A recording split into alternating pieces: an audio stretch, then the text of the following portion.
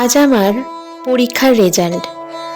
মার্কশিটটা হাতে পেয়ে বাবাকে গিয়ে বললাম, আমি ফার্স্ট হয়েছি বাবা, এই নাও বাবা মার্কশিটটা দেখো। পাশে ঠাকুমা বলে উঠল, কি হবে তোর ফার্স্ট হয়ে? গায়ের রঙের যা ছিরি, শীঘ্রই ওর জন্য একটা ছেড়ে দেখ। কে জানে বাবা, এ মেয়ের বিয়ের জন্য কত কাঠখড় পোড়াতে হবে। মুহূর্তেই সব আনন্দ পরিণত হলো বিষাদে। চোখ দুটো ভরে গেল জলে। না না, এটা প্রথমবার নয়। এর আগে বহুবার বহুজন আমার গায়ের রং নিয়ে বহু কটাক্ষ করেছে। সেবার ভাইয়ের জন্মদিন উপলক্ষে গেছিলাম জামা কিনতে।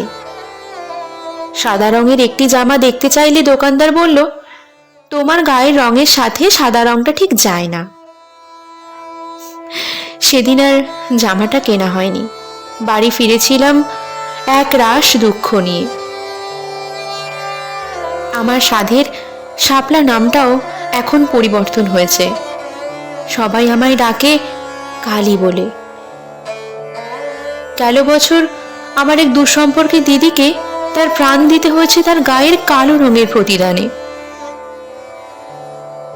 এই সমাজের কাছে আমরা সত্যি অবহেলিত, বঞ্চিত। আমাদের কোনো স্বপ্ন থাকতে নেই, আশা থাকতে নেই, রাগ নেই, ক্ষোভ নেই, আমাদের কোনো যোগ্যতাও নেই। কালো জগতের আলো, কিন্তু সত্যিই কি আমাদের মতো মধ্যবিত্ত পরিবারের কালো মেয়েদের এই জগতের আলো হয়ে ওঠার সুযোগ দেওয়া হয়? নাকি বারবার প্রতিনিয়ত কালো বলে কটাক্ষ করে কালো ফর্সার ভেদাভেদে জাঁতাকলে পিষে মেরে ফেলা হয় তাদের স্বপ্নগুলোকে?